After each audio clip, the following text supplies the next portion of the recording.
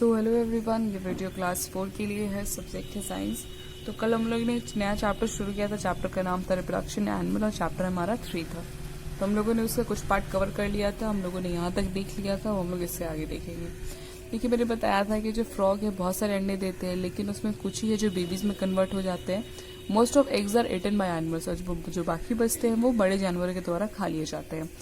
Baby frog is called tadpole, और जो baby frog होते हैं ना उसको टेडपोल कहते हैं। It is very different from adult frog.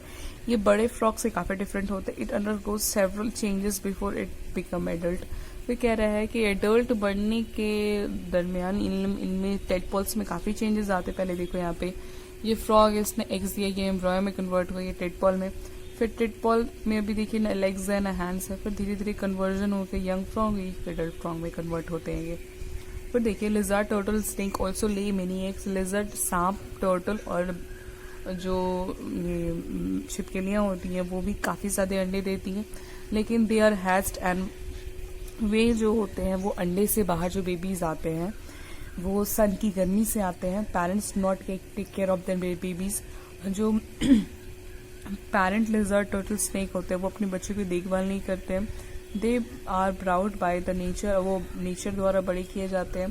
Crocodile make their nest in the ground to lay eggs. देखिए क्रोकोडाइल क्या होता है ना, क्रोकोडाइल अपने घोंसला बनाती है जमीन पे अंडे देने के लिए। When babies come out the crocodile parents put them in their mouth and carry them into the water. फिर जैसे ही वो जो सारे बच्चे हैं वो अंडे से बाहर आ जाते हैं, तो जो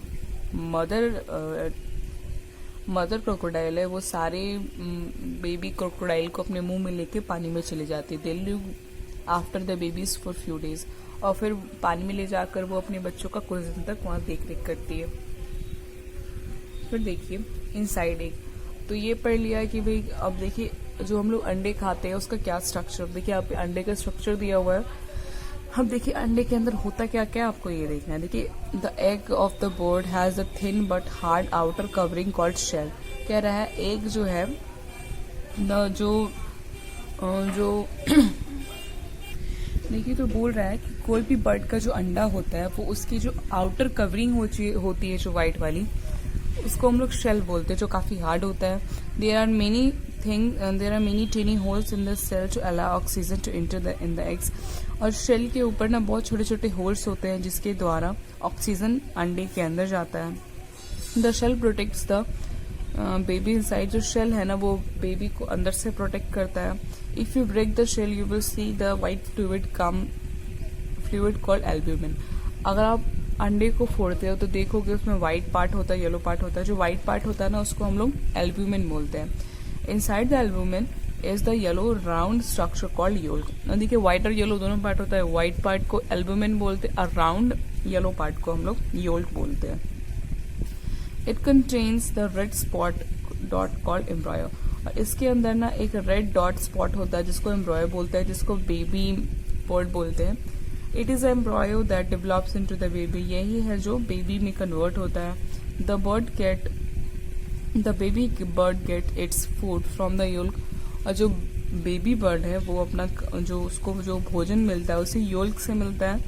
When the baby grow up fully, the egg shell breaks and baby come out. जब जो बेबी है वो बड़ी हो जाती है तब वो जो एग शेल है वो टूट जाता है और जो बेबी है वो उससे बाहर आ जाता है। अब देखिए फैक्ट फाइल क्या है।